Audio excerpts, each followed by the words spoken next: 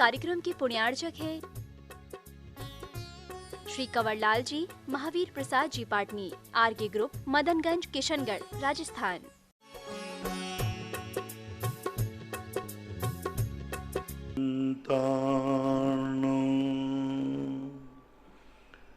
नमो सिद्धाणं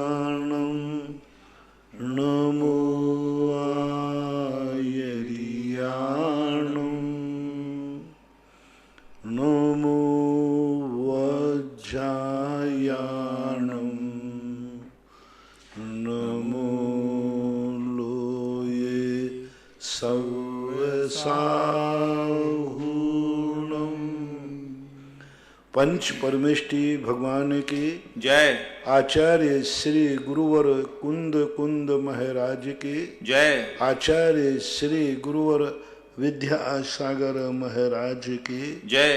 परम पूजनीय निर्यापक श्रमण पूज्य श्री सुधा सागर जी महाराज की जय। चुल्लक श्री धैर्य सागर जी महाराज की जय। मुनि श्री के चरणों में समस्त जिज्ञासा करताओं की ओर से कोटि कोटि नमोस्तु।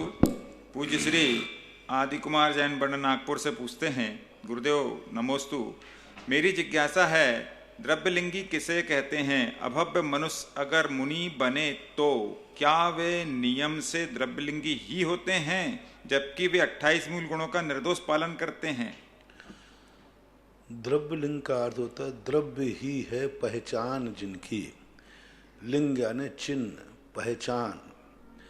द्रव्यव्रतों से ही जिनकी जीवन है, क्रियाएं, द्रव्यव्रतों का निर्दोष पालन करने का नाम द्रव्यलिंग है। भावों की शुद्धि से मतलब नहीं है, अभिप्राय की शुद्धि नहीं है उनकी। किस लिए रत्नत्रय पालन कर रहे हैं? मोक्ष के लिए नहीं, कर्मों के लिए नहीं। 28 मूल पालन कर रहे हैं, लेकिन अर्थ क्रिया, जैसे कोई भी वस्तु, एक माचिस की काड़ी बनाई गई थी दीप जलाने के लिए, तो एक व्यक्ति माचिस की काड़ी जला रहा है आग लगाने के लिए। जला दोनों रहे, प्रक्रिया में कोई अंतर नहीं। माचिस की काड़ी वही है, कंपनी वही है, सब कुछ वही है, जलाने की प्रक्रिया वही है, लेकिन दोनों का अभिप्राय बदल गया। एक दीप जलाने के लिए, वो माचिस बनाई गई थी दीप जलाने के लिए, लेकिन किसी ने उसको आग लगाने में उपयोग कर लिया। इसी प्रकार 28 मूल वही हैं, निर्दोष चर्या वही है। ये 28 मूल बनाए गए थे संसार को समाप्त करने के लिए, संसार के वैभव को नष्ट करने के, मोक्ष के लिए। लेकिन उसने संसार को, मोक्ष को तो ध्यान दिया नहीं, अर्थ क्रिया तो नष्ट कर दी और संसार के लिए कर दे। जिस माचिस की काड़ी से दीप जलते हैं, उस माचिस की काड़ी से आग भी तो लगती है। इसी प्रकार जिन 28 मूलों से मोक्ष मिलता है, वे 28 मूल पालन करने से संसार भी बनता है। पूज्यवर कुंदकुंज स्वामी ने इसकी एक बहुत अच्छी परिभाषा बनाई। सद्यहदि पत्यहदि रोचेदि पुणो फासेदि धम्मम भोग निमित्तम नातु कम्मक क्षय निमित्तम। कर्मों के क्षय के लिए, संसार के क्षय के लिए वह मुनि नहीं बना है, बल्कि हम यहाँ त्याग देंगे ये सब वैभव तो इससे ज़्यादा मिलेंगे। यानी वो गिरवी का धंधा करता है, ब्याज का धंधा करता है। जैसे ब्याज देने वाला साहूकार, ब्याज का पैसा देने वाला, दूसरों की मुसीबत में काम आता है, दूसरों को देता है, लेकिन साहूकार दूसरे की मुसीबत दूर करने के लिए देता है कि अपने ब्याज लेने के लिए देता है। उद्देश्य क्या है उसका? ब्याज लेना। उसका उद्देश्य ब्याज लेना है कि हमारे पास पैसा रखा है, ब्याज दे दें, इसको हम दे देंगे तो ब्याज बढ़ जाएगा। इसी प्रकार द्रव्यलिंगी कहता है कि इस संसार में जो कुछ भी मेरे पास है इसको छोड़ो। क्यों? इसको छोड़ने से हमें इससे अधिक मिलेगा, अगले साल हमारा और बढ़ जाएगा। ये दृष्टि उनकी रहती है। इसलिए निर्दोष 28 मूल पालन करते हुए भी 28 मूल जिसलिए रखे गए थे, उस अर्थ क्रिया, उस प्रयोजन विहीन हो जाने से वो द्रव्यलिंगी है। अभव्य नियम से द्रव्यलिंगी ही होता है, लेकिन द्रव्यलिंगी का अर्थ है 28 मूल गुणों में जो कमी है वो द्रव्यलिंग में नहीं आएगा। द्रव्यलिंग का अर्थ होता है 28 मूल सही व्यवस्थित पालना। ऐसा संक्षिप्त में जानना चाहिए। मुनीश्री की तरह क्या क्षुल्लक, क्षुल्लिका, आइलक, आरिका भी द्रव्यलिंगी होते हैं महाराज जी?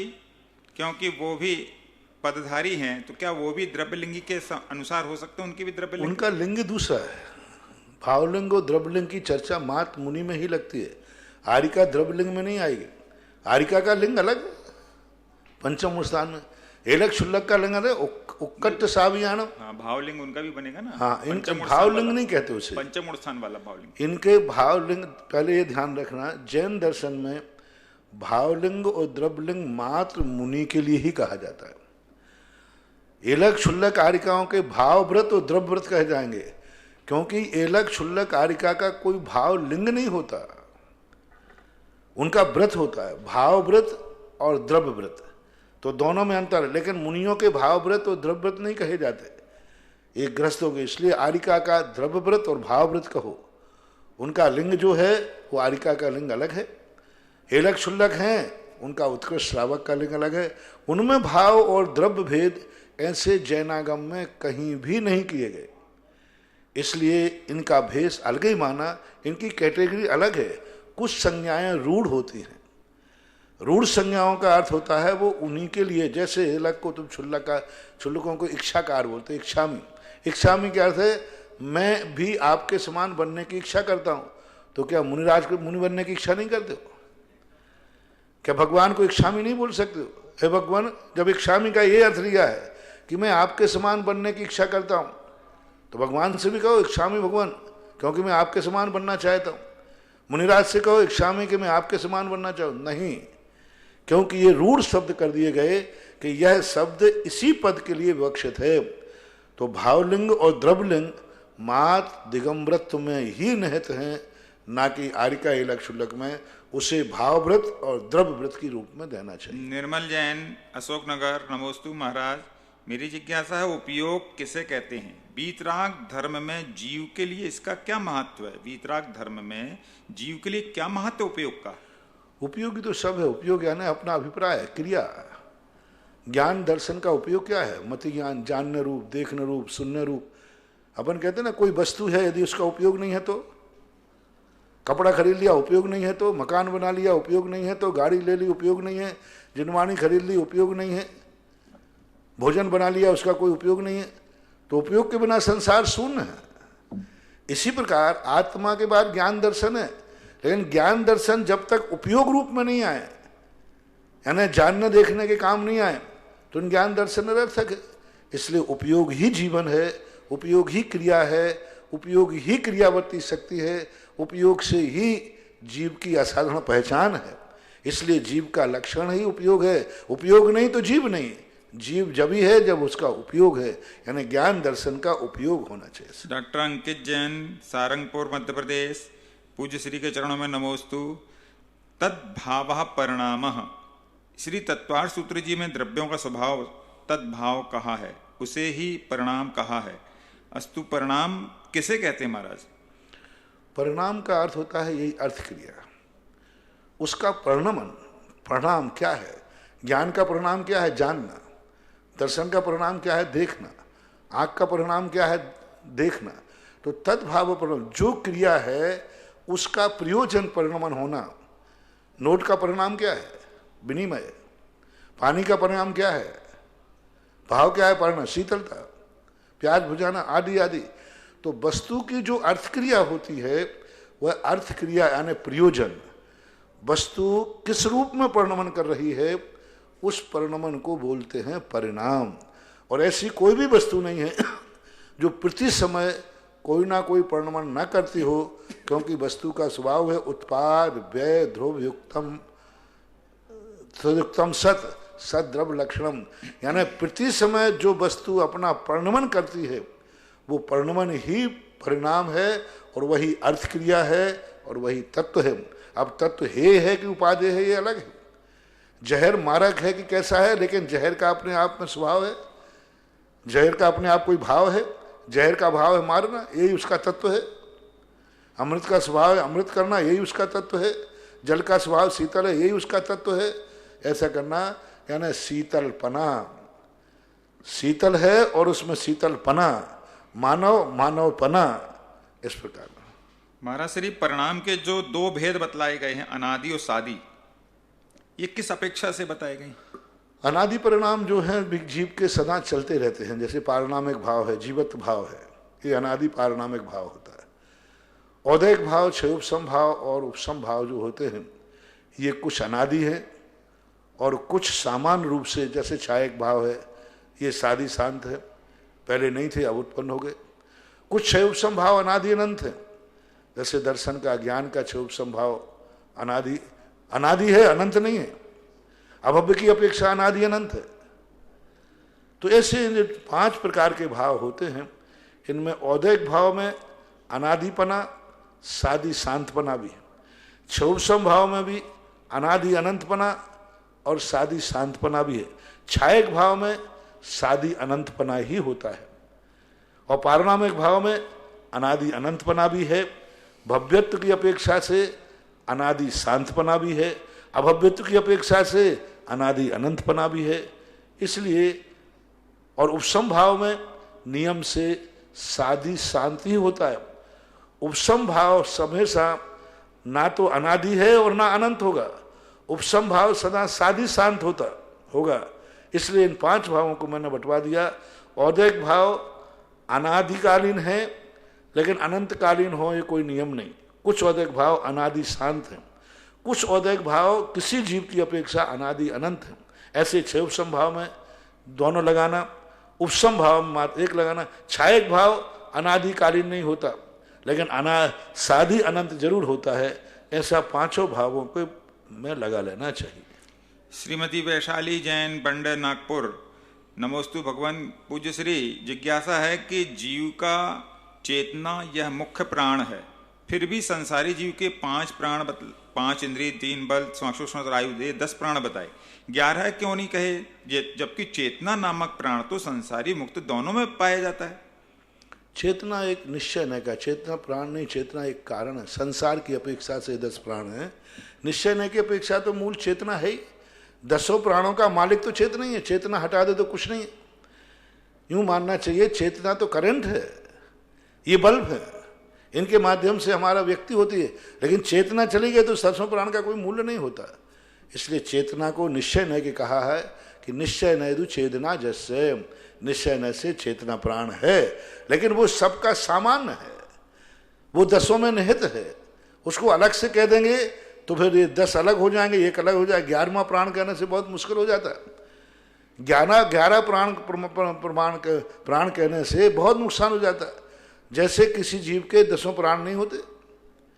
मान लीजिए किसी जीव के चक्षु इंद्रिय प्राण नहीं है, लेकिन फिर भी वो जीव है। किसी का कर्णेंद्रिय प्राण नहीं है, फिर भी जीव है। किसी की और भी इंद्रिय नहीं है, फिर भी जीव है। किसी का मन बल नहीं है, फिर भी जीव है। किसी का वचन बल नहीं है, फिर भी जीव है। तो ऐसा तो चल जाता है, लेकिन किसी का चेतना प्राण नहीं है, फिर भी जीव है, ऐसा नहीं बनता। इसलिए चेतना प्राण को सामान्य संज्ञा दे करके सब में व्याप्त होकर रहता है, इसलिए उसको अलग से नहीं कहा, वो सब में व्याप्त है। शीला जैन, भोपाल से। गुरुदेव के चरणों में कोटि कोटि नमोस्तु। जिज्ञासा है, विधान के समय हवन कुंड बनाए जाते हैं, वह गोल, चौकोर, त्रिकोण क्यों बनाए जाते हैं? इसके संबंध में शास्त्रों में अलग अलग एक पहचान है। तीर्थंकर कुंड नाम दिया। गणधर परमेष्टि चौकोर होता है तीर्थंकर कुंड, और एक गोल होता है गणधर कुंड, और त्रिकोण होता है सामान्य केवली कुंड। इन कुंडों में थोड़ा बहुत नाम में अंतर हो सकता है, लेकिन ये 3 कुंडों के नाम तीर्थंकर, गणधर और सामान्य केवली कुंड होते हैं। इन कुंडों में जो व्यवस्था बनाई गई है, अब इसका कोई रीजन शास्त्रों में नहीं दिया। मेरी दृष्टि से इसका रीजन वास्तु से, उनके वैभव से, उनकी परिणतियों से होता है। जैसे तीर्थंकर हैं, उनका चौकोर कौन है, सब तरफ से पूर्ण है। वो गोल वाले का जो सामान्य केवली होते हैं, तो सामान्य केवलियों का जो है अपना एक आधार स्वयं तक सीमित होगा, एक वर्तुल है, एक सीमा, उनको अपने आप से मतलब है। और गणधर परमेष्टि का त्रिकोण का अर्थ है कि वे अनेक अनेक पहलुओं को लेकर के वे संसार के गुरु हैं। कोई भी वस्तु को यदि हमें किसी संसार में से पार करना है तो हम त्रिकोणी बनाते हैं। हवाई जहाज त्रिकोणा बनता है। कोई भी चीज़ को यदि हम तीर का निशान त्रिकोणा बनता है। तो शायद गणधर परमेष्टि हमें संसार के दुश्मनों के बीच में रह करके उनसे लड़ने की कला सिखाते हैं, इसलिए उनका त्रिकोण बनाया हो। आगम में कोई रीजन नहीं मिला, वास्तु से इसका रीजन निकाला जा सकता है। अनुज्ञा जैन सिरौंज से, गुरुवर के चरणों में सपरिवार नमोस्तु। जिज्ञासा है कि मैं और मेरी माँ भक्तांबर जी उपवास में भक्तांबर जी के विधान करना चाहती हैं, पर भक्तांबर जी विधान में जो 48 अर्घ दिए हैं, कोई कहता है कि अर्घ चढ़ाना चाहिए, कोई कहता है जाप देना चाहिए। तो गुरुवर हम क्या करें? इनको पढ़ने में कोई गलती हो तो दोष तो नहीं लगेगा? यदि आप विधान कर रहे हैं तो अर्घ चढ़ाना चाहिए, और यदि आप जाप दे रहे हैं तो जाप दे देना चाहिए। वो तो आपके ऊपर है। आप विधान कर रहे हैं मंदिर में, मानना माना है तो अर्घ ही चढ़ाना पड़ेगा। उच्चारण में कोई गलती हो जाए तो कोई दोष लगता है? चला करके मत करना, फिर जो है सो ठीक है। विनीता निर्मल, अशोकनगर, मेरी जिज्ञासा है किसी भी ग्रंथ के प्रारंभ में मंगलाचरण क्यों करते हैं एवं मंगलाचरण कितने प्रकार के होते हैं? मंगलाचरण के संबंध में पूर्वज जूझवर नेमिचंद महाराज ने स्पष्ट कहा, जो हमारे लक्ष्य को सिद्ध करता है, जो हमारे विघ्नों को दूर करता है, आने वाले विघ्न को टाल देता है पहले से। जैसे कि आपने किसी स्थान पर कार्य करना है तो आपने पहले से ही शक्तिमान लोगों को ड्यूटी लगा दी, राजा को, पुलिस को सूचना दे दी, तो उन्होंने पहले से आकर उस स्थान को सुरक्षित कर दिया। अब वहाँ विघ्न आने की संभावना नहीं है, आएगी भी तो टल जाएगी। ऐसा ही हमने जिस स्थान पर कोई कार्यक्रम करना चाहते, हमने अपने इष्ट देवता शक्तिमानों को स्थापित कर दिया, उनको निमंत्रण दे दिया, उनको सूचना दे दी, अब वो स्थान हमारे लिए सुरक्षित हो जाता है। विघ्न को दूर करता है, विघ्न को टालता है, असमर्थ को समर्थता देता है, शक्ति देता है, पुण्य वर्धन करता है, और जिस कार्य में हमारी शक्ति नहीं थी, मंगलाचरण से वो शक्ति आ जाती है। और एक सगुण भी होता है, क्योंकि किसी इष्ट देव का नाम लेने से उस कार्य के लिए सूचना भी मिल जाती है कि कार्य सफल होगा, सगुण की कोटि में भी आता है। मंगलाचरण के कितने प्रकार के होते हैं? मंगलाचरण तो मंगल प्रकार का होता है। आदि, मध्य, अंत 3 मंगलाचरण का उल्लेख शास्त्रों में आता है। कार्य के प्रारंभ में मंगलाचरण, मध्य में मंगलाचरण, अंत में मंगलाचरण। मंगलाचरण किनके किए जाते हैं? इसके 2 भेद हैं। पारमार्थिक रूप से पंच परमेष्टि का मंगलाचरण, सांसारिक दृष्टि से लोक मंगलाचरण। लोक मंगलाचरण कहते हैं पीले सरसों हैं, पुष्प हैं, और जो लोक मंगल हैं, इन मंगलों को पूजा के रूप में स्वीकार नहीं किया, लेकिन सगुण के रूप में इनको स्वीकार किया, इनको स्थापित किया जाता है। मंगल कलश है, दीपक है, ये सब मंगल रूप हैं, लेकिन ये मंगलाचरण नहीं है। मंगल रूप है, मंगलाचरण नहीं है। मंगलाचरण पूज्य पुरुषों का किया जाता है, यानी उनको स्मरण किया जाता है, ऐसा मानना चाहिए। सर्वज्ञ एमपी से, पूज्य श्री के चरणों में कोटिसा नमोस्तु। महाराज श्री, यदि मैंने अपनी लौकिक पढ़ाई की किताब किसी अच्छे विद्यार्थी टॉपर को पढ़ने के लिए दी, उसने उस किताब को पढ़ा, उससे अध्ययन किया, फिर किताब वापस मुझे दे दी, तो महाराज जी उस अच्छे विद्यार्थी की जो ज्ञानार्जन की पवित्र वर्गणाएं हैं, पढ़ाई की सकारात्मक ऊर्जा है, क्या वह किताब के माध्यम से मेरे पास आ जाएगी? अब वो तुम्हारे लेने के ऊपर है, तुमने किस भाव से लिया। कई वस्तुएं ऐसी होती हैं जो लेने वाला क्या अभिप्राय से ले रहा है तो ठीक है। यदि अभिप्राय तुम्हारा ऐसा है तो जरूर कोई ना कोई आपको लाभ होगा, और अभिप्राय नहीं है तो फिर वो शांत हो जाते हैं।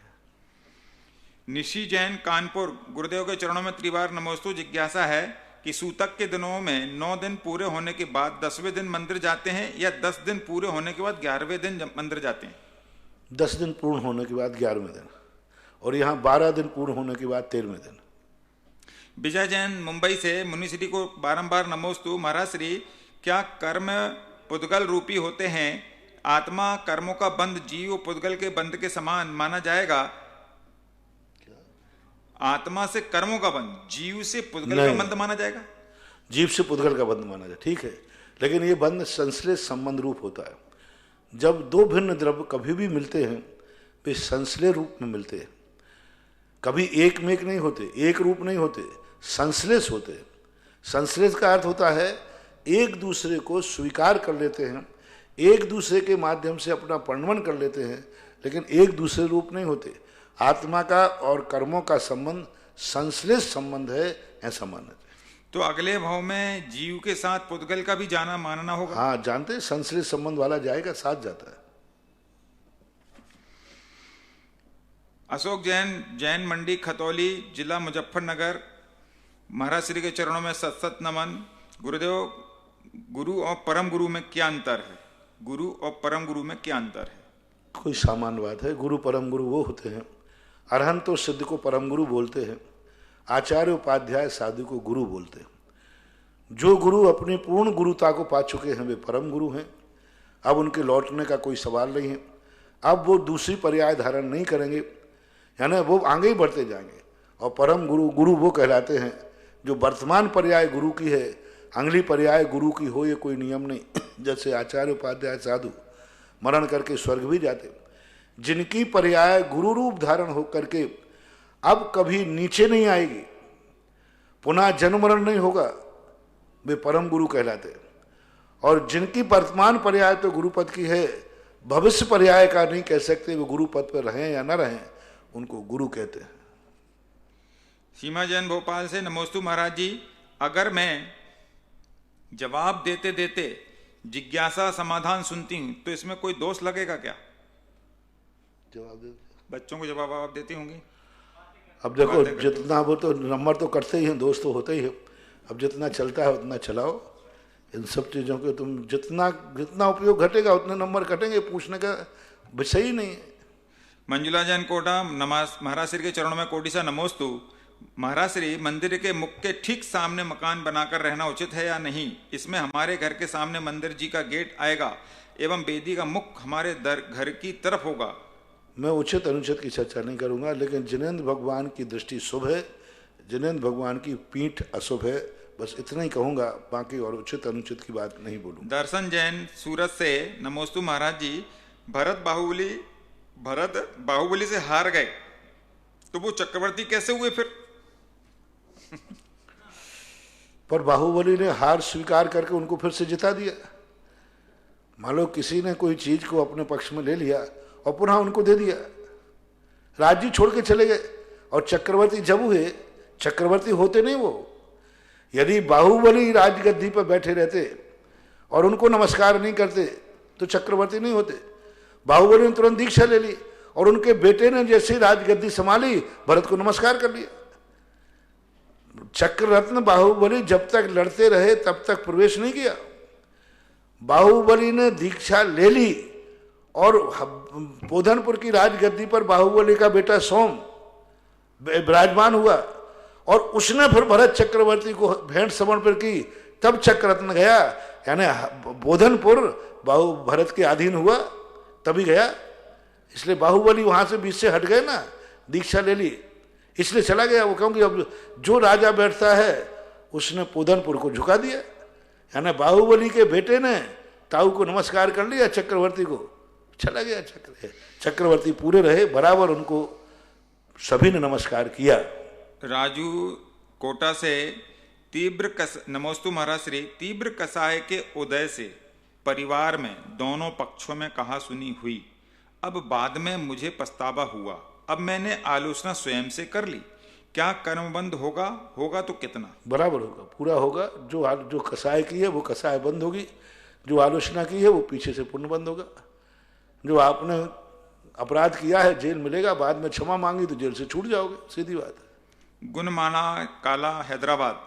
गुरुदेव के चरणों में परिवार सहित नमोस्तु। गुरुदेव, मेरी जिज्ञासा है, तीर्थंकर तो जन्म से सिर्फ नमो सिद्धाणम बोलते हैं, तो पार्श कुमार ने नाग नागिन को नमोकार मंत्र कैसे सुनाया? ये कैसे कथन में आता है? सांत्वनादी है, नमोकार मंत्र ही सुनाया हो ऐसी कोई बात नहीं, सांत्वनादी है।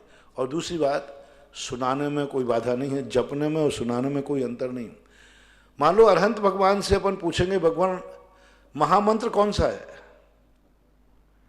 हमें बताइए, तो भगवान के केवल ज्ञान में नमोकार मंत्र आएगा। तो अपन ये मान लेंगे भगवान नमोकार, अरहंत भगवान नमोकार मंत्र सुना रहे। अरे किसी अरहंत नहीं सुनाया होगा नमोकार मंत्र।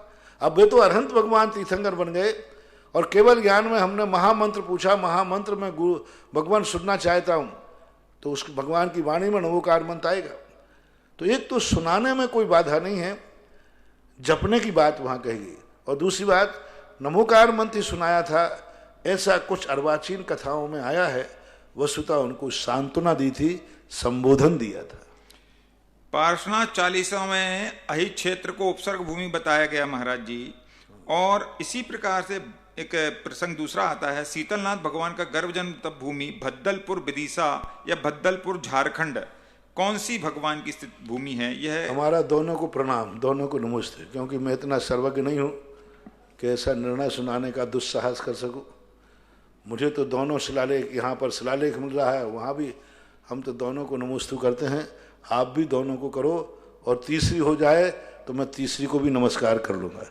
हमें तो फायदा ही है, 3 नमस्तु करने मिलेंगे। अनुमेहा आशीष जैन मुंबई, मेरे आराध गुरुवर को कोटि सा नमोस्तु। देखो, उन संबंध में कभी निर्णय नहीं करने की बात सोचना जिनसे घाटा है ही नहीं। 3 बार नमस्तु करने में घाटा नहीं है।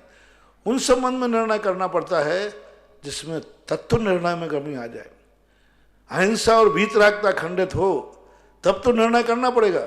इसमें क्या फर्क पड़ने वाला है? हम पारसनाथ की केवल ज्ञान स्त्री को ही नमोस्तु कर रहे हैं ना, केवल ज्ञान को ही नमोस्तु कर रहे हैं। अब कोई बात नहीं, इस स्थान से नहीं, इस स्थान पे सही, लेकिन भगवान तो वही है। ऐसा अनुमेहा आशीष जैन मुंबई से नमोस्तु महाराज जी, आभार महाराज जी। मेरी जिज्ञासा है कि अगर कोई बहुत ज्यादा भोला और सीधा है और आजकल के युग में अभिशाप है, महाराज जी कोई बहुत सच्चा भोला है तो क्या करें इस दुनिया में? उसे अपनी जगह कैसे बनाएं? कोई सीधा नहीं है, कोई भोला नहीं है, सब अपने आप को सीधा कहते हैं। मैंने एक दिन प्रवचन ही दिया था, हर व्यक्ति यही कहता है, महाराज जी आपको मालूम मैं तो ऐसा कर ही नहीं सकता। अपने आप को सीधा मान रहा है। मैं थोड़ा सा आसपास से पूछूंगा कि कैसा है। दुनिया तुम्हें सीधा माने तो बात अलग है। तुम्हारा कई बार सीधे के पेट में दांत होते, पेट में ऊपर से सबको कहते ना, गूंगा 100 को हरा देता है। सबके सामने बिल्कुल सीधा बना रहेगा, मौन, बिल्कुल, उसके पेट में दांत होते हैं। तो पूछो तो सही कि बाहरी से सीधा है कि मन से सीधा है कि वचन से सीधा है? सारी दुनिया भी सीधा मानती है कि नहीं मानती है? तो इस सीधेपन का कोई मापदंड होना चाहिए। सीधेपन का तो अर्थ होता है सरल, ऋजु, आर्जव परिणाम वाला होता है। सीधे का अर्थ हमारे यहाँ आर्जव धर्म वाला है। क्या वह आर्जव धर्म वाला है? ऐसा। श्रीमती पद्मावती जैन वेंकटेश नगर इंदौर से, गुरु चरणों में बारंबार नमोस्तु। जिज्ञासा है, जब गलत पासवर्ड से एक छोटा सा मोबाइल नहीं खुलता तो गलत कर्मों से भाग्य के दरवाजे कैसे खुल जाएंगे महाराज जी? भाग्य के दरवाजे, भाग्य ही कर्म है, भाग्य है क्या? और कर्म ने ही ताला, कर्म ही ताला। हमारे यहाँ 2 प्रकार का भाग्य है। एक पुण्य रूप भाग आता है तो वो कर्म ही भाग्य है, और जो हमारे गुणों को ढाके हुए है तो वो कर्म ही ताला है। जैसे ही ताला खुल जाएगा तो जोड़ी में तो माल रखा हुआ है। कर्म को ही भाग्य को प्रकट नहीं करते, मतलब बनाते नहीं है, वो तो अर्गला है, ताला है, आवरण है। जैसे ही ताला खुलेगा हमारा भाग्य तो अंदर शक्ति बैठी हुई है। और पूर्ण रूप मानते हो तो कर्म ही भाग्य है। इसलिए श्रीमती माया स्वरूप चंद जैन वृत्ति, वंदना नगर इंदौर से, चारित्र एक वृक्ष है, प्रतिष्ठा, यश, सम्मान, उसकी छाया, किंतु छाया तो सब चाहते हैं पर वृक्ष का ख्याल कोई नहीं करता, तो चारित्र रूपी वृक्ष कैसे लहराए महाराज जी? अब वो तो अज्ञानता है। जिस डाल पे बैठे उसी को काट रहे हैं। छाया सब चाहते हैं, बहू सब चाहते, बेटी कोई नहीं चाहता। हर व्यक्ति बहू चाहता, बेटी नहीं चाहता। हर व्यक्ति पुण्य चाहता है लेकिन पुण्य कार्य नहीं करना चाहता। तो ये तो उसकी अज्ञानता है, बहुत बड़ी अज्ञानता। अमित जैन मेरठ से, गुरुवर को मेरा कोटि कोटि नमन। गुरुवर, क्या हम दिगंबर जैन मंदिर के शिखर पर चारों कोनों पर प्रतिष्ठित जिनबिंब की स्थापना कर सकते हैं क्या? नहीं कर सकते, हम पहले बोल चुके। श्रीमती रेणु जैन सहाय, श्री सोनू कुमार जैन सहाय, ग्राम जजावर, जिला बूंदी, राजस्थान। नमोस्तु महाराज जी। नाम और गांव बोल देगा पूरा बन। पर्वतराज श्री सम्मेद शिखर जी तीर्थ क्षेत्र की वंदना करते हुए हम पर्वत पर स्थित दुकानों से कुछ भी सामान नहीं खरीदते, न ही वहां मूल मलमूत्र का त्याग करते, लेकिन ज्ञान के अभाव के कारण हम लोगों ने कुछ वर्षों पहले वंदना में वहां स्थित दुकानों से खरीद कर खाया पिया। अब हमें पाप लगेगा क्या? ठीक है, अब आपने पश्चाताप कीजिए, आगे ध्यान रखिए। पूरा जिला भरतेश जैन सागर से, नमोस्तु गुरुवर। आनुपूर्वी कर्म आत्मा के प्रदेशों को पूर्व शरीर की आकृति में आगे की पर्याय में ले जाने का काम करता है, तो क्या यह आनुपूर्वी 14वें गुणस्थान के बाद केवली की आत्मा को सिद्धालय तक ले जाता है? नहीं, वह नहीं देता है। वहां तो उनका ऊर्ध्व स्वभाव है। संसार दशा में ही आनुपूर्वी काम करती है। समस्त कर्म नष्ट हो जाने पर पूज्यवर उमा स्वामी महाराज ने तत्वार्थ में लिखा, ऊर्ध्वगामी उनका स्वभाव होता है, वे स्वभाव से ऊर्ध्वगामी हो जाते हैं। विकास जैन साहेबपुर से, मुनिश्री को नमोस्तु। पूज्य श्री हमारे यहाँ पर साहेबपुर में माता जी विराजमान हैं, गुणमती माता जी, और सबकी शंका है कि यदि मंदिर के मूल नायक की और अन्य वेदियों की पीठ समाज की तरफ है, मूल नायक मंदिर के मूल नायक की और अन्य वेदियों की, मूल नायक की भी और अन्य वेदियों की पीठ समाज की तरफ है, तो क्या दोष आया होगा? देखो, दोष तो छोटे दोष होते हैं, बड़े दोष होते हैं। अब मंदिर समाज के बीच में बनेगा तो किसी ना किसी की तरफ तो पीठ होगी। यदि मंदिर से टच करके नहीं है, मंदिर से बीच में गैल है, रास्ता है, कोई गली है, तो उसका प्रभाव कम होता जाता है, और जितनी दूरी बढ़ती जाती है उतना कम होता जाता है। इसलिए इस संबंध में ज़्यादा विकल्प करें तो हर मंदिर किसी ना किसी की पीठ पड़ेगी, क्योंकि हर मंदिर नगरों के अंदर है, तो ऐसा विचार नहीं किया जाता है। उसकी दूरी से, मंदिर की दीवार से टच नहीं होना चाहिए, फिर ज़्यादा कोई विचार नहीं करना चाहिए। हीरा जैन अंकुर कॉलोनी सागर से, नमोस्तु गुरुदेव। तीर्थंकर दीक्षा लेने के बाद केवल ज्ञान होने तक मौन रहते हैं। भगवान आदिनाथ दीक्षा लेकर मौन होकर ध्यान में बैठ गए, उनके साथ 4000 राजाओं ने दीक्षा ले ली, बाद में भ्रष्ट हो गए। जिज्ञासा है कि आदिनाथ भगवान दीक्षा लेने के पहले तो सब राजाओं को दीक्षा के बारे में समझा सकते थे, यदि समझा देते तो ये राजा लोग दीक्षा नहीं लेते या भ्रष्ट नहीं होते। उस समय उनको मालूम, उनको क्या मालूम कि सब लोग दीक्षा लेंगे। वो तो जब सब पीछे पीछे जा रहे थे और वहाँ जाकर के उन्होंने भगवान ने संकल्प करके पालथी मार ली, मौन समकेशन किए तो इन लोगों ने पालथी मार ली, पर वो इनकी नकल करते गए तो करते गए। पहले से प्लानिंग होती तो शायद वो संबोधन कर सकते थे, लेकिन वो तो उन्होंने वहाँ जा कर के जो किया, क्योंकि अभी तो इन लोगों को यही मालूम नहीं था भगवान जा कहाँ रहे, क्या कर रहे हैं, बस चले गए और एक आकस्मिक क्रिया हुई। जब तक महाराज ने मौन ले लिया, आसन लगा दी थी। ऐसा ऋषभ जैन अंकुर कॉलोनी सागर, नमोस्तु गुरुदेव। त्रिलोक प्रणति भाग 1 गाथा 292 में आया है, नरक से निकलकर नारायण, प्रतिनारायण, बलभद्र, चक्रवर्ती आदि नहीं बन सकते, तीसरे नरक से निकलकर तीर्थंकर बन सकते। जिज्ञासा है कि तीर्थंकर जैसी पुण्य प्रकृति वाले जीव नरक से निकलकर तीर्थंकर बन सकते हैं, तो उपरोक्त पदधारी तो तीर्थंकर से कम पुण्य रखते हैं। उपरोक्त पदधारी जो हैं तीर्थंकर एक भाव पहले से ही उनकी प्रक्रिया शुरू हो जाती। तीर्थंकर एक कर्म प्रकृति है, उसकी व्यवस्था लगे। चक्रवर्ती आदि कर्म प्रकृति नहीं है, नारायण प्रतिनारायण कर्म प्रकृति नहीं है। ये तो एक उनकी साता वेदनी कर्म की उत्कृष्टता है, एक बात। दूसरी बात, ऐसा उनका नियोग है, प्रकृति ने ऐसा नियोग बना लिया। ऐसा संत शिरोमणि आचार्य गुरुदेव विद्यासागर जी महाराज के परम आज्ञानुवर्ती शिष्य निर्यापक क्षमाण मुनि पुंगाव श्री सुधासागर जी महाराज के चरणों में जिनवाणी व सुधा कलश के दर्शकों द्वारा बारंबार नमोस्तु नमोस्तु। विश्व के तपोदय तीर्थ क्षेत्र पर कुछ योजनाएं चल रही है, उसमें विश्व के बड़े बाबा के समक्ष असीमकालीन पार्श्वनाथ भक्तामर विधान में एक नाम आया है। 51,000 रुपये की राशि से श्रीमती पुष्पा जैन के जन्म दिवस के अवसर पर कविता, राजेश नायक, सपना, संजीव बजाज, अनवी, तन्वी, अन्या और भाषिता नाखरे वाले गोपालगंज सागर से। और स्वर्णदान के लिए 5100 रुपये की राशि से नाम आया है परवीना, मीनल, समृद्धि, अभिषेक, प्रकाश भूता परिवार उज्जैन। और गौशाला में भी एक नाम आया है 5100 रुपये की राशि से रूपेश ज्योति छाबड़ा, केकड़ी निवासी, मुंबई प्रवासी, शादी की सालगिरह के उपलक्ष्य में। और एक विधान में और नाम आया है अर्णव, आरवी, श्वेता, विशाल, कैलाश चंद जैन, विशाल जन्म दिवस अवसरे विशाखापट्टनम से। हमारा श्री नमोस्तु। हमारी पहली जिज्ञासा है सुमित जी आगरा। आदि पुराण में कुलकर विमल वाहन जी ने हाथी, घोड़ा आदि सवारी के लायक पशुओं पर सवारी करना सिखाया था। इसी परिप्रेक्ष्य में कुछ शब्द ऐसे हैं जिनको मैं अर्थ जानना चाहता हूँ, जैसे कुथार, पलान, तोबरा। इनका अर्थ स्पष्ट करें। कुथार, हाँ। कुथार, कोथार है नाम दे दो। कोथार उसे बोलते हैं जो हाथी और घोड़ों के ऊपर एक चद्दर डाला जाता है ऊपर से, जैसे अपन बोलते हैं ना कि वो हाथी के ऊपर नीचे लटकती है झालर, ऐसे 2 कपड़े लटकते हैं दोनों तरफ, ऐसे घोड़ों के ऊपर डाला जाता था, बैलों के ऊपर डाला जाता था। तो वो जो एक प्रकार का अछार उसके ऊपर डालते हैं ऐसा लटकने वाली, जो उसको बोलते हैं कोथार। और पालान बोलते हैं काठी को, जो काठी होती है ना जिसपे अपन घोड़े के ऊपर बैठते हैं आप लोग, काठी ऊँट के ऊपर, घोड़े के ऊपर, हाथी के ऊपर जो बांधी जाती है, वो काठी कहलाती है। उसका नाम क्या है, क्या दिया, पलान। पलान। हाँ, पलान उसको बोलते, पलान यानी काठी। आप समझ गए होंगे, जो हाथी घोड़ों को देखते हैं जिस पर तुम लोग बैठते हो। और दूसरा आया है तोबरा।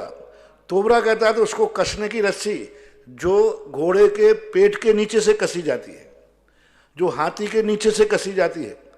जो एक रस्सा होता है, आप घोड़े को देखना, तांगे वाले को, तो एक रस्सी ऐसी रहती है, कहीं लेदर की होती है, कहीं कसी की होती है। तो वो रस्सी नीचे से, पेट के नीचे से, जो पेट के नीचे से कसी जाती है उसको तोबरा बोलते हैं। और जिसको कसा जाता है काठी को, उसको पलान बोलते हैं। और जो एक शोभा के लिए लटकने वाला कपड़ा डाला जाता है उसको कोथरा बोलते हैं। ऐसे ये 3 शब्दों का अर्थ जानना चाहिए। जानवरों को किस ढंग से उपयोग में करना, उस कारण उन्हें काठी बांधना सिखाया, तोबरा बांधना सिखाया, और उसको सुंदरता के लिए कोथरा डालने की बात बताई। ऐसा मानना चाहिए। नमोस्तु गुरुवर। जैन धर्म के अनुसार दान शक्ति के अनुसार देना चाहिए। जिज्ञासा यह है कि दान देने की शक्ति का निर्धारण या मूल्यांकन कैसे करें? वो तो तुम स्वयं कर सकते हो। तुम्हारा दुनिया भर के पापों के लिए पैसा है, ऐसो आराम के लिए पैसा है, उसी का तो दान देना है। और है क्या? आपके जो दुनिया की, आपकी आजीविका, आपकी वस्तु से अलावा जो आपके पास वस्तु है उपयोगिता से, एक दान दो। दान 2 प्रकार का होता है। एक अपने उपभोग की वस्तु के बाद जो अनिवार्य उपयोग हैं, जिसके बिना घर गृहस्थी नहीं चल सकती, उनकी उपयोगिता के बाद जो शेष बचा रहता है उसको दान में दिया जाता है। दूसरा दान होता है जो श्रेष्ठ होता है, अपनी उपभोग वस्तुओं में से भी कम करके, अपनी उपयोग वस्तु में से भी कम करके जो दिया जाता है उस सर्वोत्कृष्ट दान कहलाता है। ऐसा 2 दानों के रूप मानना, और ये निर्णय आप खुद कर सकते हैं अपने साथ। अगली जिज्ञासा हरिनगर दिल्ली से। नमोस्तु महाराज श्री आराध्य जैन। मेरी जिज्ञासा कि मेरे सहपाठी मेरी इस बात से सहमत नहीं होते कि हम लोग जीव की हिंसा नहीं करते। उनका कहना है कि तुम लोग पौधे को भी तो मार कर खाते हो। गुरुदेव, मैं उन लोगों को कैसे बताऊं कि ये हत्या और पौधों उनको ऐसे बताना चाहिए कि एक व्यक्ति ने चींटी मार दी और एक ने राष्ट्रपति को मार दिया, दोनों हत्याएं एक हो गई क्या? एक चींटी मार दी, मरी तो चींटी है, दोनों भी है, लेकिन चींटी मारने वाले से कितना नुकसान हुआ। जीव मरने और नहीं मरने का सवाल नहीं है, उसकी उपयोगिता कितनी है। एक चींटी मरी, कितने जीवों का नुकसान हुआ, कितनी हानि हुई, कितना देश का नुकसान हुआ। और एक मनुष्य मर गया, एक पिता मर गया, एक राष्ट्रपति मर गया। तो चींटी के मारने की FIR नहीं लिखी गई, राष्ट्रपति की मारने की फांसी मिल गई। ये दंड में भेद क्यों? राष्ट्रपति को किसी ने मार दिया तो फांसी है, चींटी को मार दिया तो उसकी रिपोर्ट भी नहीं है। दोनों में ये कानून में अंतर क्यों किया गया? दोनों जब जीव हैं तो नहीं। सवाल जीव का नहीं है, सवाल उपयोगिता का है। सवाल है कि वो कितनी बड़ी शक्ति है। वो राष्ट्र का मालिक है, राष्ट्र का संरक्षक है, वो सारे प्रजा का विश्वास पात्र है। तो हमारे यहाँ कर्मों का बंध, कोई भी चीज हो, पत्ती है तो पत्ती में जीव तो है, लेकिन पत्ती किसी के तोड़ने से कोई उसको मर्डरनी केस नहीं मानते, 302 धारा लागू नहीं होती। तो इनकी जो स्थितियां बनती हैं, जीव तो श्वास लेने में ही मरते हैं। 2 प्रकार के, एक जीव मर रहे हैं और एक जीव मार रहा है। एक NCC कैडेट चलाने वाले ने बंदूक चलाई, मर गया, मरेगा, चल गए तो। और एक ने बंदूक चलाई मारने के लिए, लेकिन वो बच गया। वो बच गया तब भी अपराधी है, इससे मर गया तो भी न अपराधी है। हम उस हिंसा के लिए महावीर ने कहा, इसका तुम्हें कोई अपराध नहीं है, तुम्हारे मारने का भाव नहीं है, लोग मर रहे हैं, श्वास लेते हैं, जीव मर रहे हैं। खेती करने वाले को मारने का भाव नहीं है, लेकिन जीव मरते हैं। इसी प्रकार से वहां तो जो मांसाहारी ये जीव पकड़ के मार रहा है, वो बचना चाह रहा है और ये मार रहा है। वो बचना चाहते फिर भी मार रहा है, और मारने का उद्देश्य वहां तो, यहां NC कैडेट वाले का मारने का उद्देश्य नहीं था। मारने का उद्देश्य नहीं था, लेकिन मर गया, कोई सजा नहीं हुई। और दूसरे व्यक्ति ने मारा लेकिन वो बच गया, फिर भी सजा हुई। तो उनको ये कहना चाहिए उपयोगिता में अंतर है।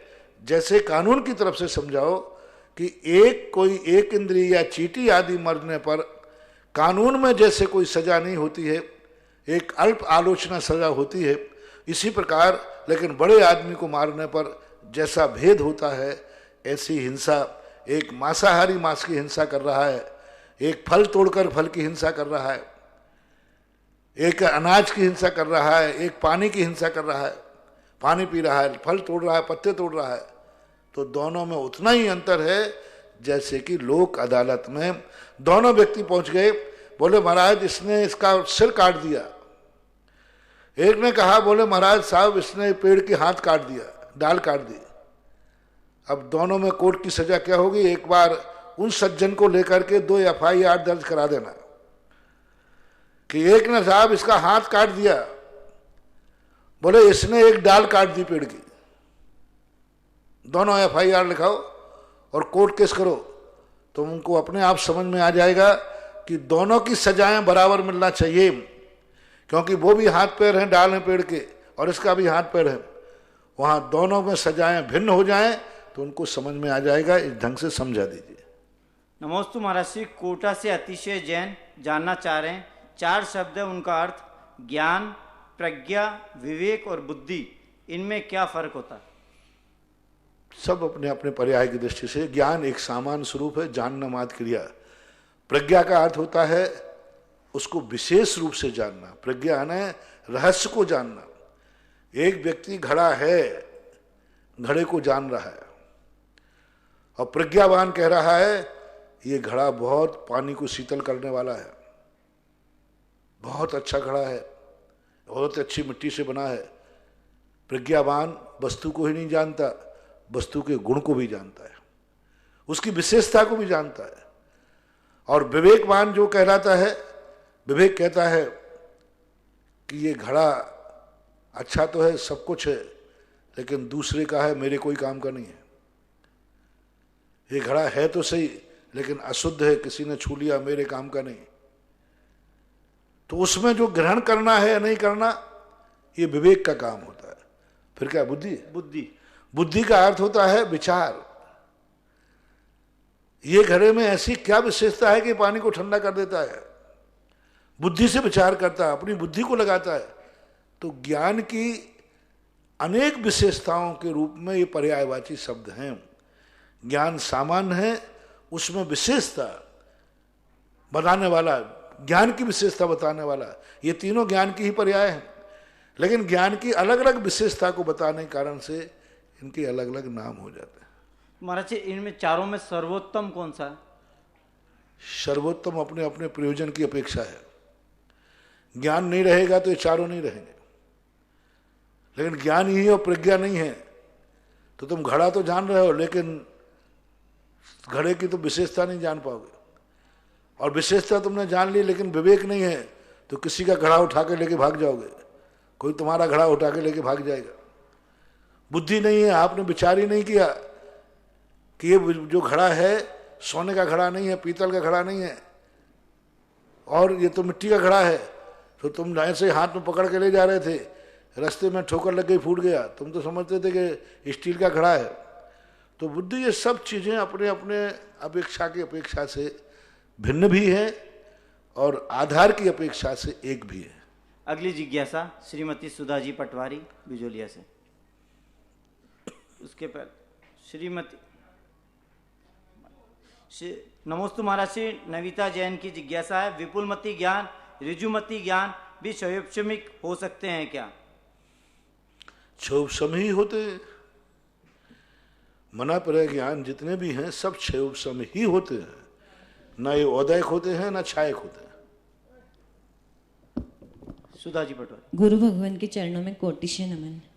महाराज जी, आगम में चक्रवर्ती के जो वैभव का वर्णन है उसके अनुसार चक्रवर्ती के पास 4 प्रकार की विद्या होती है, अन्वासिकी, त्रयी, वार्ता और दंड नीति। इसमें त्रयी शास्त्रानुसार धर्म और अधर्म को छोड़कर अधर्म छोड़ धर्म का आश्रय लेना है। तो मेरा प्रश्न है महाराज जी, त्रय विद्या से क्या मतलब है? त्रिविद्या, हाँ, त्रिविद्या करता है 3 पुरुषार्थों को सिद्ध करने वाली विद्या, धर्म, अर्थ और काम, ये 3। और जो अपने जीवन में अतीत का भी इंगित करती है, वर्तमान का भी इंगित करती है, भविष्य का इंगित करती है। क्योंकि ये जो संख्यावाचक शब्द होते हैं ये प्रयोग करने वाले के अभिप्राय पे आधारित होते हैं। आगे पीछे क्या विषय चल रहा है उसको त्रिविध है, तो अब कहते हैं, अब देवों को त्रिदश बोलते हैं, तो त्रिदश का अर्थ होता है 13 हो गए, त्रिदश का अर्थ 30 हो गए, 3 बार। तो इनका अभिप्राय देखना पड़ता है किस अभिप्राय में प्रयोग किया। वैसे त्रिविध का अर्थ है तीनों पुरुषार्थ के अर्थ में भी लेखकों ने त्रिविध शब्द का प्रयोग किया है। महाराज जी इसमें बताया कि वो अधर्म को छोड़कर धर्म का आश्रय लेती है। तो महाराज जी जैसे शुभम चक्रवर्ती ने नमोकार मंत्र पर पैर दिया, उससे वो नरक गया, तो फिर उसने उस टाइम धर्म को स्वीकार क्यों नहीं? बहुत बड़ा धर्मात्मा था। यदि संकट के समय धर्म का धर्मात्मा नहीं होता तो वो नमोकार मंत्र पढ़ते क्यों? वो तो एक घटना हो गई कि वो भयभीत हो गया और उसने धर्म नमोकार मंत्र को नमोकार मंत्र माना, यही तो उसकी सिद्ध है, तभी तो पाप लगा। एक व्यक्ति एक कबूतर भगवान की मूर्ति पर बैठ जाता है, उसको पाप नहीं लगता, लेकिन एक भगवान को भगवान मानता है फिर बैठ जाए तो बहुत पाप लगे। बहुत पाप लगे। तो इसी प्रकार से एक बच्चे ने या एक पक्षी ने नमोकार मंत्र पे पैर रख दिया, बच्चे ने रख दिया पैर, उसको कोई पाप नहीं लगेगा क्योंकि उसे मालूम ही नहीं है कि नमोकार मंत्र है। लेकिन एक ने कहा कि नहीं ये नमोकार मंत्र महामंत्र है, फिर पैर रख दिया, तो महान पाप है। तो चक्रवर्ती यदि ये धर्मात्मा नहीं होता, वो नमोकार मंत्र को नमोकार मन नहीं मानता, तो पैर रखने से उसको इतना पाप नहीं होता। लेकिन वो धर्मात्मा था, नमोकार मंत्र संकट आने पर नमोकार मंत्र जपा और पैर रखते समय उसको भाव आया कि ये महामंत्र है, इसमें पंच परमेष्टि हैं, फिर उसने पैर रख दिया। इसलिए सिद्ध होता है कि उसके पास भी धर्म की महिमा थी, धर्म जानता था, लेकिन उसने धर्म की आसाधना कर दी। अगली जिज्ञासा और चलो नमोस्तु नमोस्तु नमोस्तु गुरुदेव। गुरुदेव मैं रितु जैन नोएडा से। गुरुदेव मेरी एक छोटी सी जिज्ञासा है, जब हम पूजा करते हैं भगवान के मंदिर में तो पूजा के सामग्री लास्ट में हमें पूरी चढ़ा देना चाहिए, मतलब थाली पूरी तरह खत्म कर देना चाहिए, या कुछ सामग्री शगुन के रूप में थाली में छोड़ना चाहिए? इसी के साथ कुछ लोग पूजा समाप्ति के बाद जिस थाली में अष्टद्रव्य होते हैं वो पूरी दूसरी थाली पर उल्टी कर देते हैं ताकि जो मंदिर का मालिक है उसे ले जाने में सुविधा रहे। क्या ये तरीका सही है या हमें नहीं करना चाहिए थाली उल्टी? कृपया जिज्ञासा का समाधान करें। नमोस्तु। यदि घर में बहुत खाने वाले हैं तो फिर डिब्बे में देख करके पूरी खाना चाहिए, पीछे वाले को भी बचा के छोड़ना चाहिए। और अब सोच लिया कि घर में कोई खाने वाले नहीं हैं तो एक आध रोटी बच भी रही है तो फिर उसको थोड़ा खा लेना चाहिए, क्योंकि छोड़ने के अपेक्षा। इसी प्रकार से यदि दूसरे लोग पूजा करने वाले हैं तो छोड़ देना चाहिए, और पूजा करने वाले नहीं हैं तो संपूर्ण रूप से थाली को खाली कर देना चाहिए, पूर्ण रूप से चढ़ा देना चाहिए। रही बात अब आपकी थाली उल्टी करना, ये कोई आगम सम्मत नहीं, इसलिए उल्टी कर देते जिससे पशु पक्षी वगैरह उस द्रव को बिखेरा नहीं। उल्टी करने का कोई प्रावधान नहीं है, अब क्यों कर देते हैं वो, हो सकता कई बार इसलिए भाई ढक दो जिससे पक्षी आदि इसको डिस्टर्ब नहीं करे, बाकी पूजा का कोई उससे कोई लेना देना नहीं है। अगली जिज्ञासा ऑडियो। हे गुरुवर, आपके चरणों में शत शत नमन, शत शत नमन, शत शत नमन। गुरुवर, आपका मार्गदर्शन निरंतर हमको प्राप्त होता रहता है, जो पग पग पर हमें सावधान करता है, हमारे मोक्ष मार्ग को प्रकाशित करता है। कभी यदि जिज्ञासा उत्पन्न होती है कि वह कौन से केवली भगवान होंगे जिनके समव शरण में हम जाएंगे, और तुरंत ही एक दिन यह उत्तर प्राप्त हुआ कि वह तो मेरे गुरुवर का ही समव शरण होगा, जिसमें कि हम समव शरण में हम भी जाएंगे और अपनी जिज्ञासाओं का वहाँ भी ऐसे ही समाधान लेंगे और शायिक सम्यक दर्शन जरूर प्राप्त करेंगे। हे गुरुवर, मेरी जिज्ञासा ये है कि जिनवाणी के द्वादशांग जिनवाणी कहा जाता है, जिसके 12 भेद हैं, 11 अंग और 14 पूर्व, किंतु जो 12वां अंग है उसके 5 भेद हैं, जिसमें कि 14 पूर्व दृष्टि प्रावदांग अंग के ही हैं, बाकी 4 भेद हमेशा छूट जाते हैं। तो इसको 11 अंग और 14 पूर्व ही क्यों कहा जाता है? वह 4 भेद क्यों छोड़ दिए जाते हैं? उनका जो विषय है वो प्राय पूर्व ग्रंथों में आते हैं, चूलिका के रूप में कहलाते हैं, प्रथमान योग, चूलिका और परिकर्म इस प्रकार के हैं। तो वो एक सारांश के रूप में हैं। उनसे यदि मान लो वो नहीं भी पढ़ पाए तो भी पूरा विषय आ गया है। जैसे अपन लोग कोई भी लेख लिखते उसके अंत में उसका सारांश लिख देते हैं, तो चूलिका बोलते हैं सारांश को, परिकर उसका जो अंत का निचोड़ है वो। प्रथमान योग नाम का अर्थ प्रथमान योग ही नहीं लेना, वो तो कथाओं में आ जाता है सारी की सारी। लेकिन कुछ कथाएं ऐसी होती हैं, जैसे अब सामान्य रूप है से सारे तीर्थंकरों का वर्णन आ गया, सामान्य केवलियों का आ गया, लेकिन कुछ छुटपुट कथाएं होती हैं, वो कथाएं छूट जाती हैं, तो वो प्रकीर्णक विषय को इनमें ले लिया जाता है। इसलिए कहने में कोई दोष नहीं है, लेकिन विस्तार से कहते हैं तो कोई बाधा भी नहीं है। अगली जिज्ञासा ऑडियो के माध्यम से। महाराज श्री के चरणों में दिनेश गंगवाल एवं परिवार का बारंबार नमोस्तु नमोस्तु नमोस्तु। महाराज श्री, अष्ट प्रातिहार्यों का जैन दर्शन में विशिष्ट महत्व है और अष्ट प्रातिहार्य से समस्त भौतिक इच्छाओं की पूर्ति भी संभव है। महाराज श्री, मेरी जिज्ञासा है कि इन अष्ट प्रातिहार्यों के माध्यम से भगवान का हम जो ध्यान या उपासना करते हैं उसमें क्या महाराज श्री किसी रोग के निदान के लिए भी भगवान का किसी प्रातिहार्य के साथ ध्यान करने से या जाप करने से कोई वो प्रातिहार्य हमारे लिए मांगलिक हो सकता है? महाराज श्री, जिज्ञासा का समाधान करें। मेरे पास एक विधि है। जब कोई व्यक्ति पूछता है कि रोग निवारण के लिए, कोई इच्छा पूर्ति के लिए, संकट के लिए क्या इनमें शक्ति है, तो मैं मौन हो जाता हूं, क्योंकि मैं ऐसा कभी बोल नहीं सकता कि रोग निवारण के लिए अष्टप्रातिहार्य है। लेकिन जब अष्टप्रातिहार्यों का वर्णन करता हूं तो बताता हूं कि इसमें रोग निवारण की भी शक्ति है। रोग निवारण के लिए अष्टप्रातिहार्य बताना और अष्टप्रातिहार्य में रोग निवारण की शक्ति रखना, इन दोनों में अंतर है। मैंने जब भी, तुम लोगों ने अभी भक्तांबर के प्रवचन सुने होंगे जबलपुर आदि के, उसमें मैंने अष्ट प्रातिहार्यों की बहुत महिमा गाई और बहुत बार प्रवचनों में भी लिया कि भगवान का जब अष्ट प्रातिहार्य भगवान बैठते हैं, अशोक वृक्ष, जब हम कोई टेंशन में हैं, चिंतन में हैं, बहुत टेंशन है, बहुत शोक है हमारे लिए, आप भगवान को याद करें, लेकिन कल्प वृक्ष के साथ याद करें। आदिनाथ भगवान का ध्यान अलग चीज है। मैंने एक दिन कहा कि अष्ट प्रातिहार्य ग्रस्तों के लिए बहुत सिद्धिदायक है, लेकिन मैं जिस ढंग से आप पूछ रहे हैं उस ढंग से मैं जवाब नहीं दूंगा, क्योंकि वो झाड़ा फूंकी में आएगा। फिर वो, महाराज जी हम परेशान हैं, हमें बहुत टेंशन है, तो फिर मैंने जाओ अशोक वृक्ष का नाम का काव्य पढ़ लेना। महाराज जी हम बहुत परेशान हैं, मेरे घर में एक सांप है, वो निकला, जाओ 41वां उन्नंद्र है, मन रखते क्षणम पढ़ लेना। ये नहीं कह सकता मैं। कोई कहेगा महाराज जी हमारे ऊपर बहुत बड़ा, हम बार बार हमारा प्रमोशन नहीं हो रहा है, तो हम ये नहीं कहेंगे कि सिंहासन वाला काव्य पढ़ लेना ठीक हो जाएगा, क्योंकि ये सब झाड़ा फूकी में आता है। अब पूछे कि अशोक वृक्ष की क्या महिमा है, अशोक वृक्ष में क्या ताकत है, तो हम उधर से चलेंगे कि अशोक वृक्ष वो चीज है, जब भगवान को ध्यान में बैठे हो, पीछे अशोक वृक्ष बड़ा बड़ा, उच्चैर शोक तरु संसत मून मयूख हो, महाभाति रूप ममलम भवतो नितांतम, स्पष्टो लसत किरण मस्त तमो वितानम, बिम्बम तवे रेव रवे रेव पार्श्व, ऐसे कुछ है ना, पार्श्ववर्ती।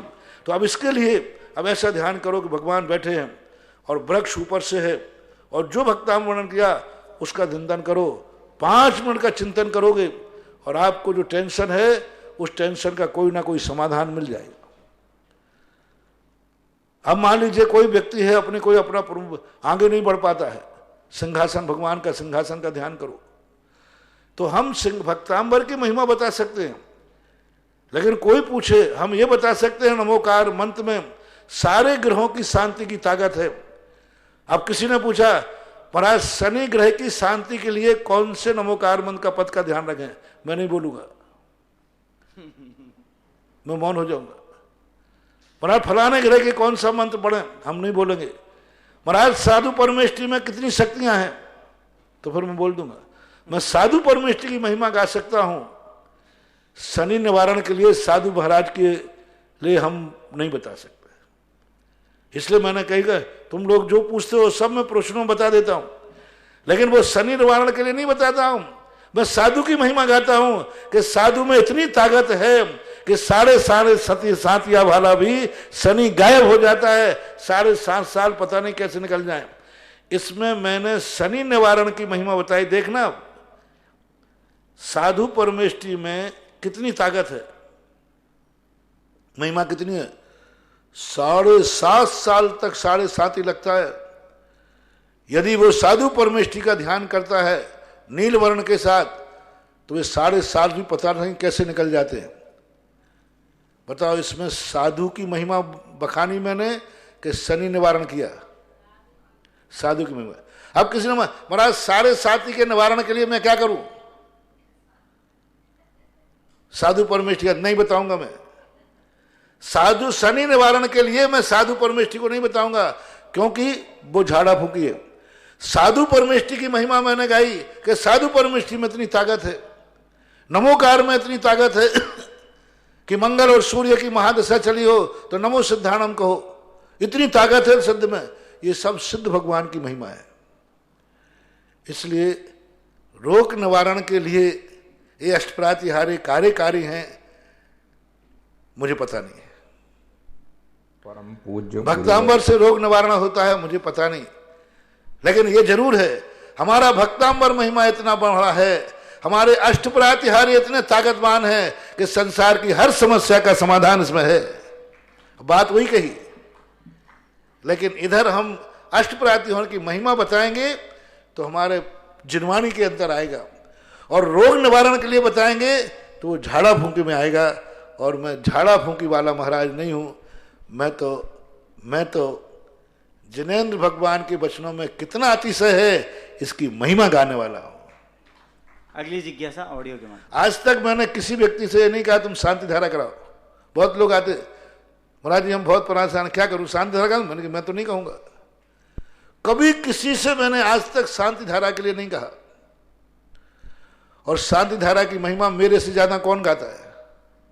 कोई नहीं। लेकिन कोई आगे का कितने भी सीरियस हो, हम कभी नहीं बोलते ऐसा करो तुम बहुत परेशान हो ना, ऐसा करो शांति धारा करा लेना, शांति धारा करो लो। कभी नहीं बोला, मैं बोलूंगा भी नहीं। लेकिन जब शांति धारा की महिमा गाएंगे तो हम बोलते हैं शांति धारा में कितनी शक्ति है, बहुत शक्ति है। अब कितना अंतर आ गया। एक सामने पूछा महाराज मैं परेशान हूं, आपकी आज्ञा हो तो आप बोल दो कि शांति धारा कराऊंगा, मैं नहीं बोलूंगा। महाराज आप शांति धारा की इतनी महिमा गाते हो फिर भी नहीं बोले, नहीं आपके लिए मैं पर्टिकुलर बोलूंगा या निवारण के लिए बोलूंगा तो शांति धारा की बोलने की महिमा मेरी कम हो जाएगी, और शांति धारा की महिमा बताऊंगा तो शांति धारा की महिमा अचिंत है, ऐसा मानना चाहिए। अगली जिज्ञासा ऑडियो की। परम पूज्य गुरुवर्य निर्यापक श्रमण मुनि पुंगव श्री सुधा सागर जी महाराज के चरणों में अखिल भारतवर्षीय दिगंबर जैन विद्वत परिषद की ओर से सुरेंद्र भारती परिवार का त्रिवार नमोस्तु।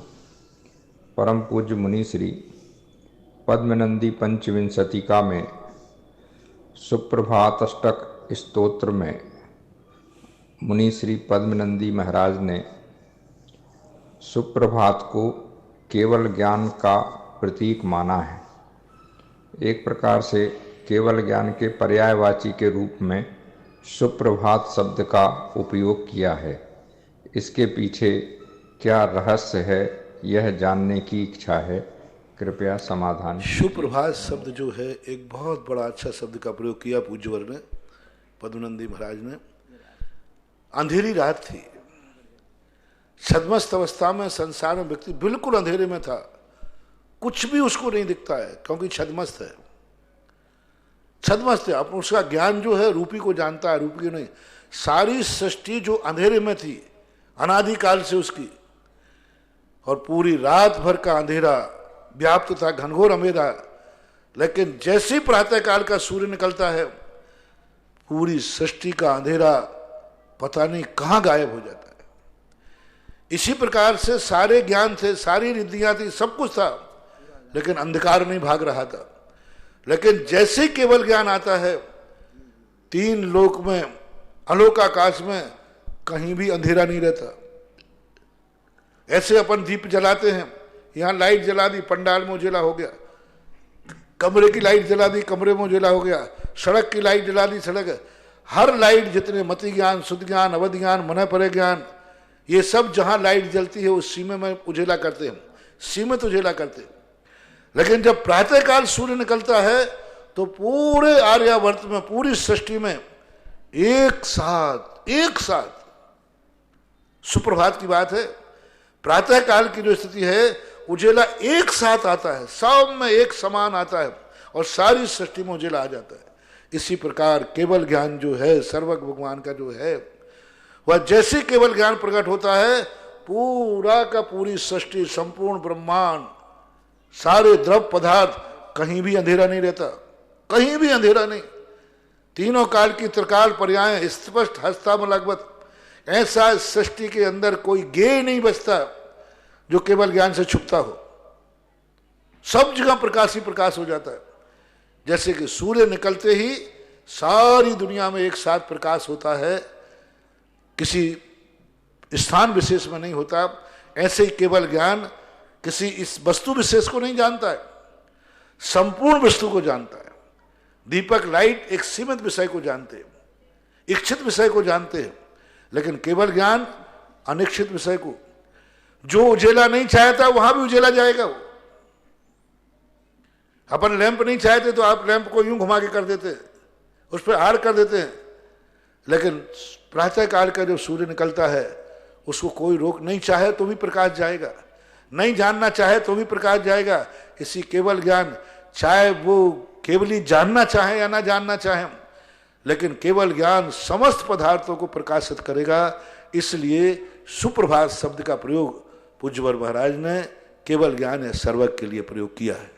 परम उपकारी निर्यापक श्रमण मुनि पुंगव श्री सुधासागर जी महाराज की जय।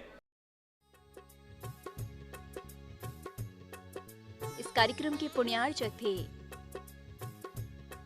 श्री कंवरलाल जी, महावीर प्रसाद जी पाटनी, आरके ग्रुप, मदनगंज, किशनगढ़, राजस्थान।